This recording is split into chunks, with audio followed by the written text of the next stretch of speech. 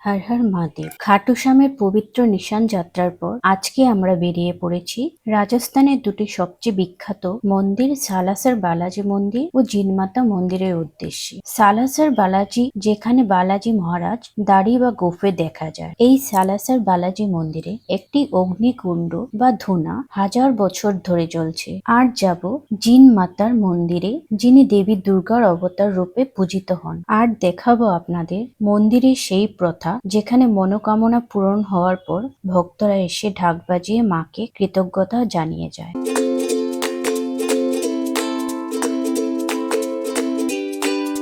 আমরা এখন চলে এসেছি শিখর রেলওয়ে স্টেশনে।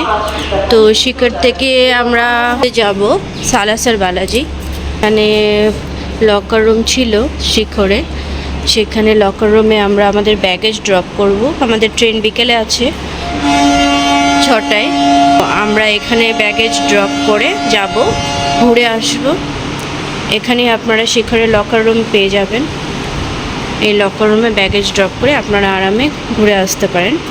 24 আওয়ার্স লকার চার্জেস হয় এখানে। স্টেশন থেকে বেরিয়ে আপনারা কিছু দূর এগিয়ে আসলেই এখান দিয়ে এক্সিটের রাস্তা ধরে আপনারা এখান থেকে এসে আপনারা লকারে আপনাদের ব্যাগেজ ড্রপ করতে পারেন। এখানে আমরা লকারে ব্যাগেজ ড্রপ করে আমরা এবার বেরিয়ে যাব। এই হচ্ছে আমাদের লকার ড্রপ করেছি স্লিপ। আমরা লকারে ব্যাগ রেখে এবার বালাজি দর্শনে বেরিয়ে গেলাম। আমাদের এই জায়গায় চার্জেস পড়লো পার ব্যাগ 20 টাকা করে, খুব চিপেস্ট ধরতে গেলে রেলওয়েতে। আমরা এর আগেও লকারে ব্যাগ রেখেছি, পার ব্যাগ 100 টাকা করে নিয়েছে জম্বুতে। এতটা কম নেবে ভাবতে পারিনি। যাই হোক, 24 ঘন্টার জন্যে আমরা এবার আস্তে আস্তে বেরিয়ে যাব বালাজি দর্শনে। জয় সালাসর বালাজি। চলুন দেখি, যদি বাইক নিতে পারি তাও দেখাবো, আর যদি যেভাবে যাব আপনাদের দেখাতে থাকবো। একটা বাইকওয়ালার সাথে কন্ট্যাক্ট করেছি, তিনি বলছে পার আওয়ার 70 টাকা করে। এখন দেখি, আগে বেরাই স্টেশন থেকে, তারপর আস্তে আস্তে আগামীতে যা হবে দেখাতে থাকবো। এটা হচ্ছে শিখর স্টেশন, আর ব্যাগটা ড্রপ করা হয়েছে ঠিক ওই জায়গাটাতে। আপনারা স্টেশনে নেমে একটু কোণার দিকে চলে আসবেন, যেখান থেকে এখানে ব্যাগ রাখাও যায়। আপনাদের কোথাও যেতে হলে পার্সেলও এখান থেকে পাঠানো হয়। এটা হচ্ছে শিখর স্টেশন, খুব সুন্দর স্টেশনটা। রাজস্থানে যে কটা স্টেশন দেখলাম আমরা, সব কটা স্টেশন একই ধাঁচের। চলুন এবার আস্তে আস্তে বেরানো যাক। জয় সালাসর। আমরা টোটো নিয়ে এখন বাস ডিপোতে যাব, এখান থেকে সালাসর যাব। চলুন আগে বাস ডিপোতে যাই, আগে সালাসর বালাজি মহারাজের দর্শন করি। আমরা বাস নিয়ে নিলাম, এখন বাস নিয়ে সোজা পৌঁছে যাবো সালাসর বালাজি। এটা হচ্ছে সালাসর বালাজির বাস স্ট্যান্ড। আমরা এখন পৌঁছে গেছি সালাসর বালাজি মন্দিরের কাছাকাছি। এবার আমরা মন্দিরের উদ্দেশ্যে রওনা দেব। বৃষ্টি হয়ে রাস্তাঘাটের অবস্থা কি, এইরকমভাবে ধীরে ধীরে আমাদের এগিয়ে যেতে হবে। এই দিক দিয়ে আমরা এবার মন্দিরের রাস্তায় ঢুকবো। এদিক দিয়ে বাঁ দিক টার্ন করতে হবে। বাঁ দিকে টার্ন হয়ে ধীরে ধীরে এগিয়ে যাব। রাস্তার পাশে আপনারা পেয়ে যাবেন অসংখ্য দোকান। এখান থেকে আপনারা প্রসাদও নিতে পারেন, আর এখান থেকে প্রসাদ না নিলেও কোনো ব্যাপার না, মন্দিরের ভিতরেই আপনারা পেয়ে যাবেন যা আপনারা বাবাকে চড়াতে চান।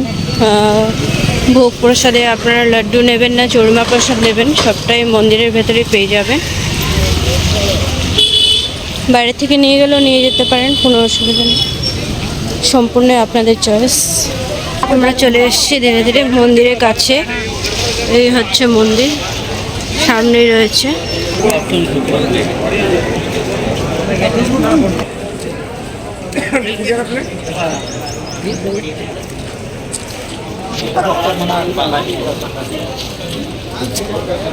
এখানে অনেকেই জুতো বাইরে রেখে যাচ্ছে, কিন্তু জুতো ভেতরেও রাখার জায়গা আছে। আপনারা ভেতরেও গিয়ে জুতো রাখতে পারেন, বাইরে এভাবে জুতো রেখে যাওয়ার কোনো দরকার নেই।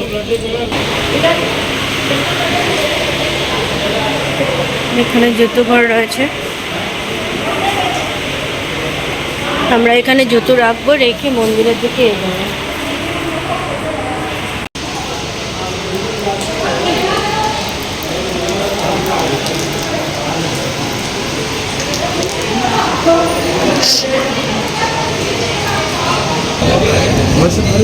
এখান থেকে আপনারা প্রসাদ নিয়ে আপনারা মন্দিরের দিকে এগিয়ে যেতে পারেন। মন্দিরের ভেতরেই প্রসাদ নেওয়ার ব্যবস্থা রয়েছে।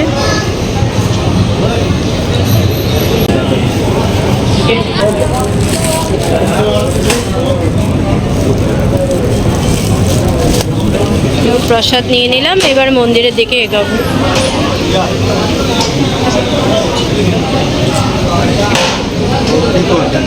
এখানে একটি জ্বলন্ত অগ্নিকুণ্ড রয়েছে, যেটি অনেক বছর ধরে এইভাবেই জ্বলছে।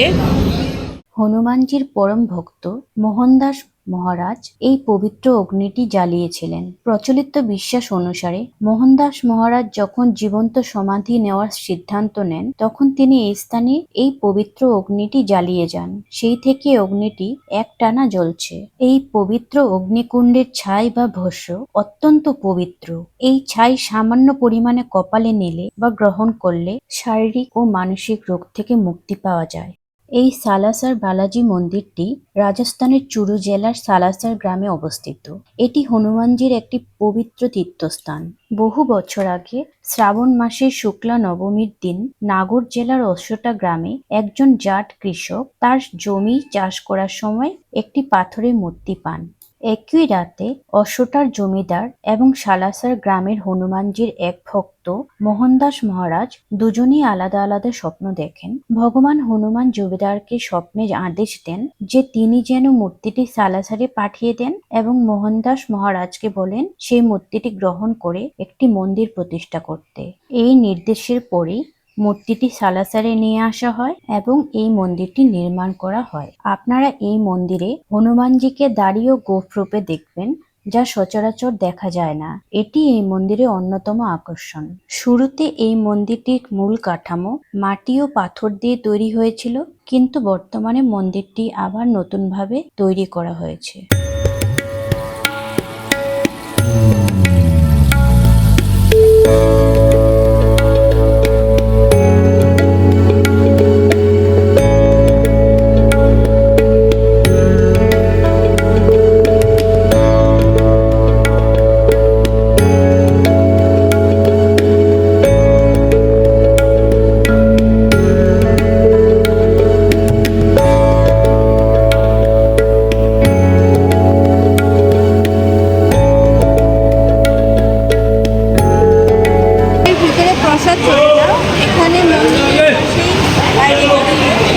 প্রসাদ চড়াতে হয়, প্রসাদ চড়ানো হয়ে গেছে। ওরা দুটো লাড্ডু বার করে রেখেছে, ওইখান থেকে এই প্রসাদগুলো দিয়ে দিয়েছে।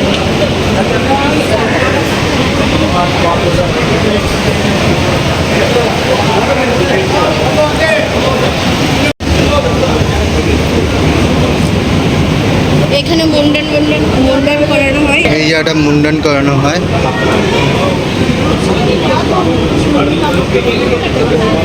এখান থেকে প্রসাদ করা যায়। চলো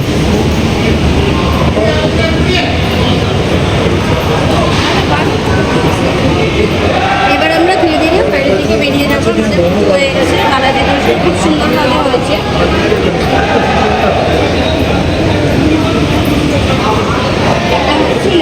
বাইরে যাওয়ার রাস্তা, এদিক দিয়ে আগেবার প্রবেশ করেছিলাম আমরা।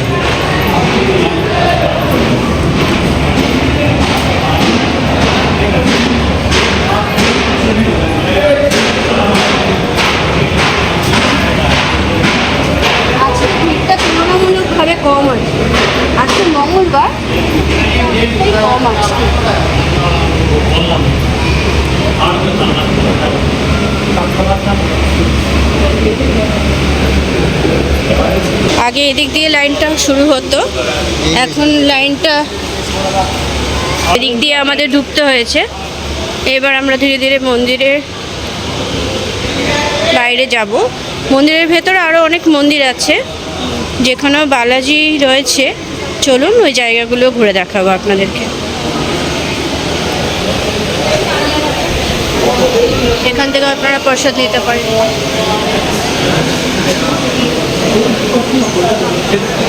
এটা সমাধিস্থল আছে।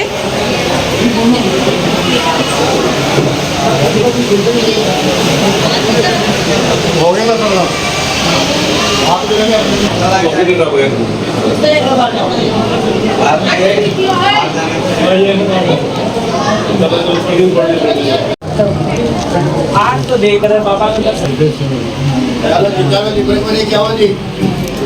बोल अंजलि की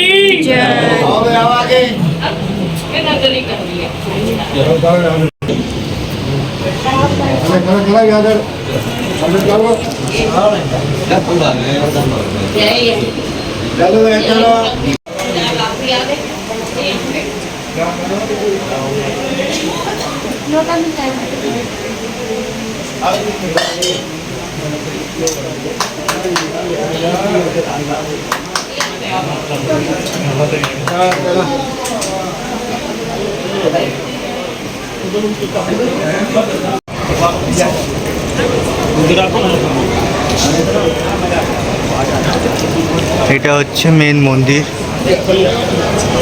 ওইখানে বাবা বিরাজ করছে।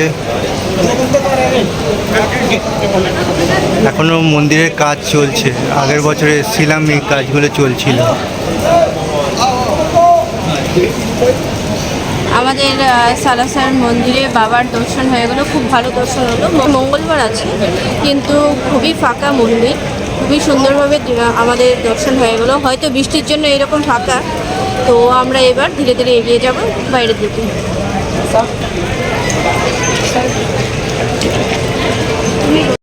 আমরা এখন রিটার্ন করে গেছি সালাসার বালাজি থেকে। তো আমাদের হাতে এখন টাইম আছে বিকেল 6টায় ট্রেন। তো আমরা জিনমাতা মন্দিরের উদ্দেশ্যে বাস যাবে। তো আমরা এখন বাসে বসে গেছি, এখান থেকে মোটামুটি 1 ঘন্টা টাইম লাগবে। আর এখন হাত ঘড়িতে বাজে প্রায় 1:25, মানে 1:30 কাছাকাছি। 2টোই বাস যদি 3:30টায় পৌঁছাবো, মায়ের দর্শন করে 4টায় রিটার্ন যদি করি, 5টা 6টার মধ্যে রিটার্ন করে যাবো। 6টায় ট্রেন আছে। তো বাস বেরিয়ে পড়েছে এখন জিনমাতা মন্দিরের উদ্দেশ্যে। ধীরে ধীরে আমরা এগিয়ে চলেছি মন্দিরের উদ্দেশ্যে, তো দেখতে থাকুন। এইটা হচ্ছে জিনমাতা যাওয়ার প্রবেশদ্বার।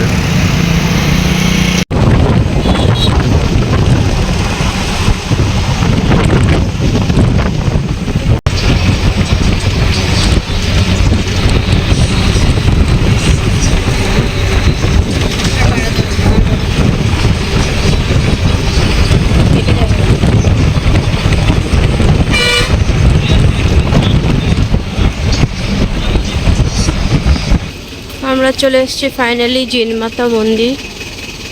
এবার মন্দিরের ভেতরে যাব। বৃষ্টি হয়েছে, রাস্তাঘাট এরকমই রয়েছে। তো আমরা ধীরে ধীরে মন্দিরের দিকে এগিয়ে যাচ্ছি এবার।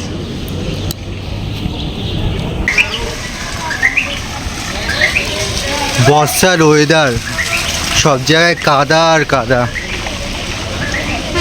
এবার ধীরে ধীরে এগিয়ে যাব আমরা জিনমাতা দর্শনের জন্যে। সিলেট জেলার মধ্যে অনেক কটা প্রসিদ্ধ মন্দির আছে, যেরকম খাটু শ্যাম, সালাসার বালাজি, জিনমাতা মন্দির, হরিশনাথ মন্দির। হরিশনাথ মন্দিরটা আমরা আজকে যেতে পারবো না, কারণ হাতে টাইমও নেই, কারণ বৃষ্টির জন্য আমরা পুরো প্ল্যানটা আমাদের চপাট হয়ে গেছে। আমরা যদি বাইক নিতাম, মোটামুটি সবকটা মন্দিরই কভার করে নিতে পারতাম। বাসে বাসেই আমরা যে কটা জায়গা যেতে পারছি, কভার করা যায়, সে কটা জায়গা কভার করে নিচ্ছি। চলুন, মন্দিরের সামনে চলে আসছি। কোন দিকে? চলুন এবার যাওয়া যাক মন্দির। এখানে মন্দিরে অনেক প্রসাদের দোকান আছে, আপনারা যে কোনো দোকান থেকে প্রসাদ নিয়ে ডালা নিয়ে আপনারা মায়ের কাছে এগিয়ে যেতে পারবেন। এটা হচ্ছে জিন মন্দিরের প্রবেশদ্বারের তপস্যা স্থল যেখানে রয়েছে সেখানে যাওয়ার রাস্তা এদিক হয়ে যেতে হবে। এটা হচ্ছে মন্দিরের প্রবেশদ্বার। আমরা জুতো রেখে চলে যাব। এবার আস্তে আস্তে আমরা জিনমাতা মন্দিরের দিকে এগিয়ে যাচ্ছি। প্রসাদী ডালা নিয়ে নিয়েছি, মায়ের দর্শন করব। প্রথমে মায়ের দর্শন করব, তারপর আস্তে আস্তে ওই দিক দিয়ে বেরিয়ে আসবো। দেখা যাক। জয় মা।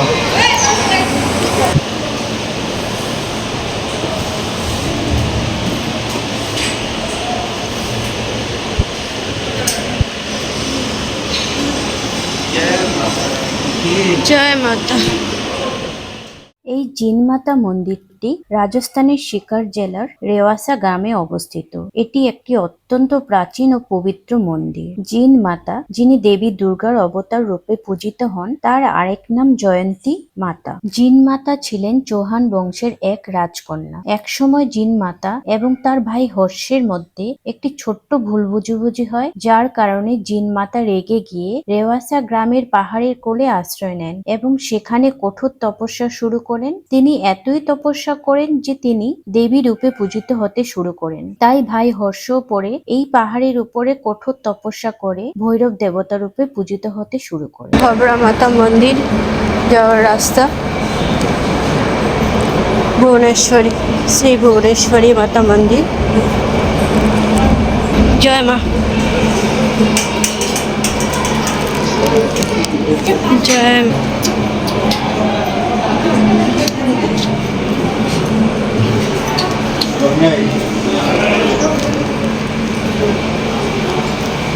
হর্ষনাথ মন্দির যাওয়ার রাস্তা। এখান দিয়ে আমরা এগিয়ে যাব হর্ষনাথ মন্দিরের উদ্দেশ্যে। এই মন্দিরটি পাহাড়ের উপর অবস্থিত হওয়ায় আপনাদের সিঁড়ি বেয়ে উপরে উঠতে হবে। এই মন্দিরটি গুহার মধ্যে তৈরি করা হয়েছে। গুহার ভেতরে দুটি প্রধান কক্ষ আছে, একটি জিনমাতার জন্য এবং অন্যটি তার ভাই হর্ষের জন্য। গুহার ভেতরের পরিবেশ খুবই শান্ত, খুবই সুন্দর।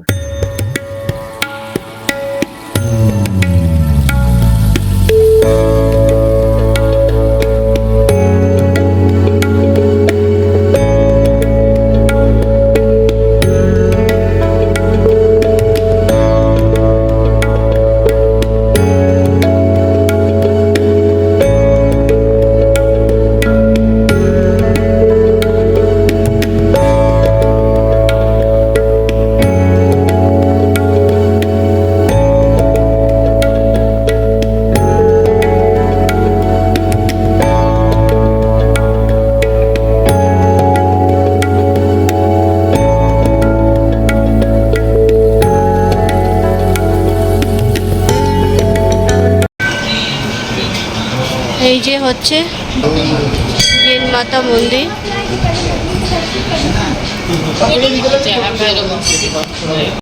এটা হচ্ছে হর্ষ ভৈরব যাওয়ার রাস্তা। मंदिर के ऊपर इधर भी है, इधर भी जिन माता मंदिर है। नहीं नहीं, ये बस এই अरे फिसला है वहाँ पे। नहीं तीसरा तो नहीं है ठीक है। अब आओ जी पांच पांच ढूंढ सकते हैं। হর্ষনাথ ভৈরব মন্দির।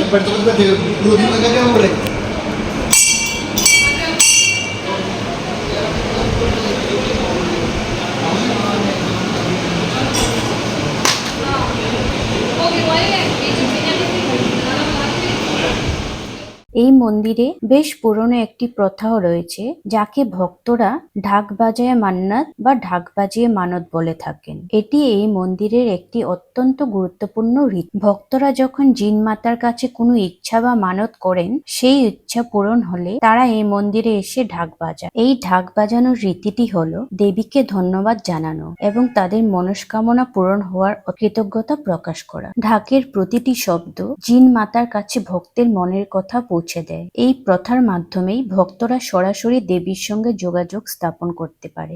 মায়ের মন্দিরে এসে এই জায়গায় এই ঢোলটা পেটালে মায়ের সবার যা মনের মনস্কামনা থাকে সেটা পূর্ণ করে। তার জন্য সবাই এসে এখানে ঢোল পেটিয়ে মায়ের কাছে মনস্কামনা বলে যায়। এখানে পাশেই জিন কুণ্ড রয়েছে, চলুন দেখাচ্ছি।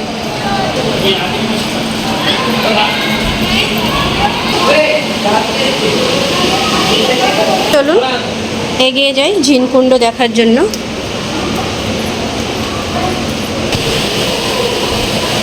এখানে সিদ্ধপীঠ শিব মন্দির রয়েছে, এখানে কুণ্ড রয়েছে একটা।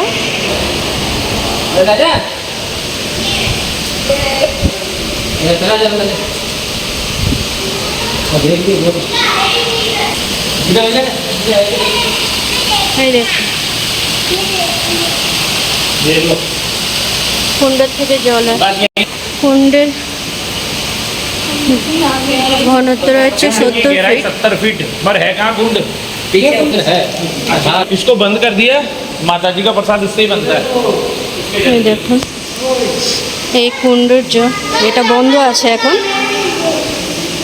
বন্ধ করে রাখা আছে।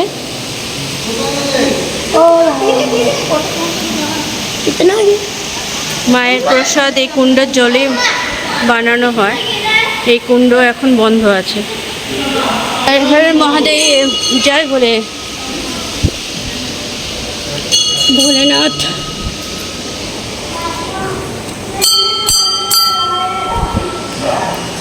জয় বলে এখানে প্রাচীন শিব মন্দির রয়েছে। জয় বলে शंभो शरणी मांगो घड़ी दो घड़ी दुख काटो। আমাদের জিনমাতা মন্দিরে মায়ের দর্শন, ভৈরবের দর্শন, হর্ষ ভৈরবের দর্শন সম্পূর্ণ হলো। এবার আমরা আর দেরি না করে আমাদের গন্তব্যস্থান স্টেশনের দিকে এগাবো। আমাদের 6টায় ট্রেন, তো আমরা বেরিয়ে পড়ব। আপনাদের যদি আমাদের আজকের ভিডিওগুলো ভালো লেগে থাকে, সালাসর বালাজি দর্শন প্লাস জিন মাতা মন্দির দর্শন ভিডিও যদি ভালো লেগে থাকে, তাহলে আমাদের চ্যানেলকে লাইক, শেয়ার, সাবস্ক্রাইব করে আমাদের সাথে থাকবেন, আমাদেরকে এগিয়ে নিয়ে যাবেন। ধন্যবাদ। জয় জিন মা।